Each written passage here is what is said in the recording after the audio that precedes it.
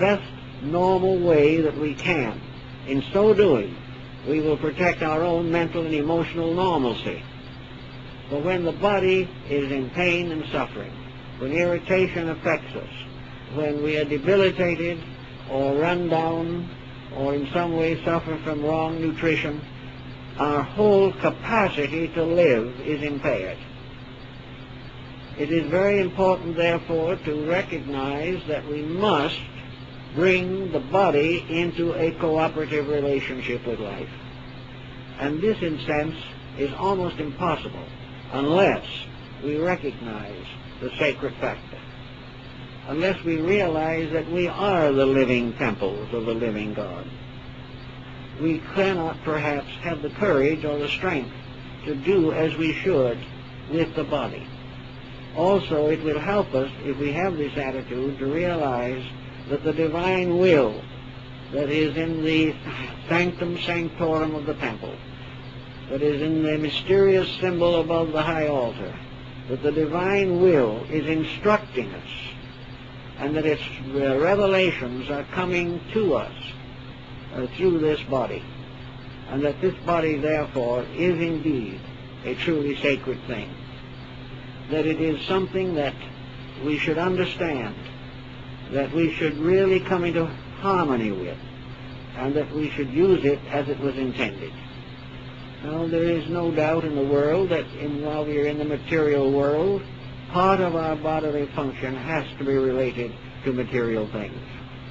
It is here, however, that that which is above the material must come through into the material, or our civilization can never survive.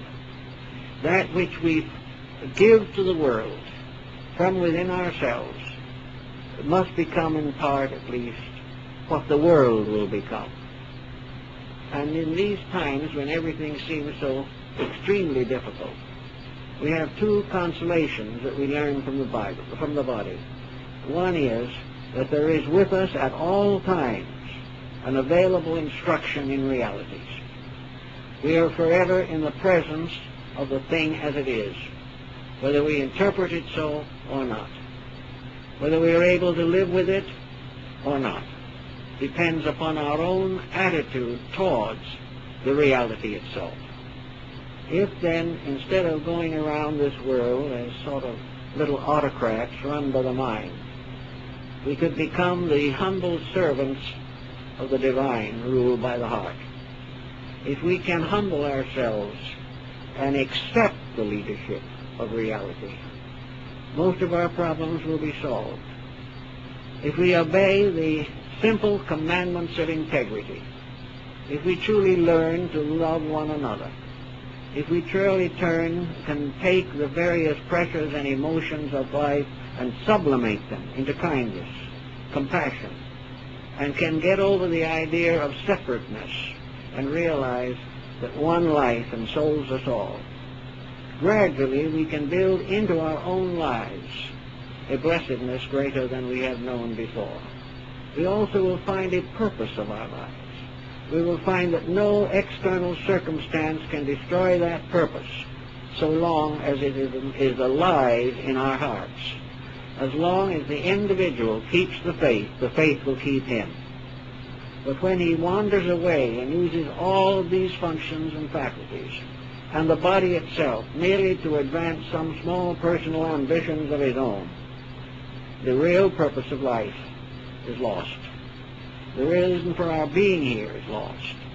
And we also build a barrier, because it seems to the average person that the ideals that he has, the dreams that he has, the hopes that he has, all these are frustrated by conditions around him.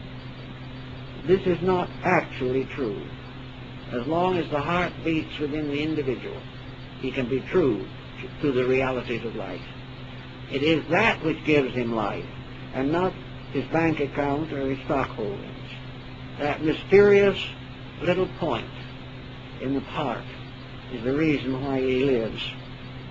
And if he serves that mysterious point, it will be the reason why he experiences security in a troubled world.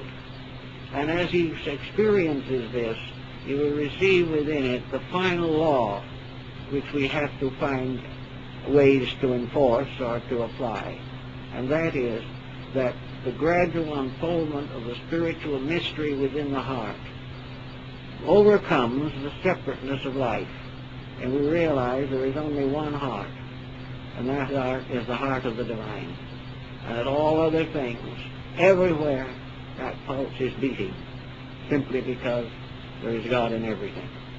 And to understand that and to live according to it will overcome most of the discouragements due to a world that does not understand.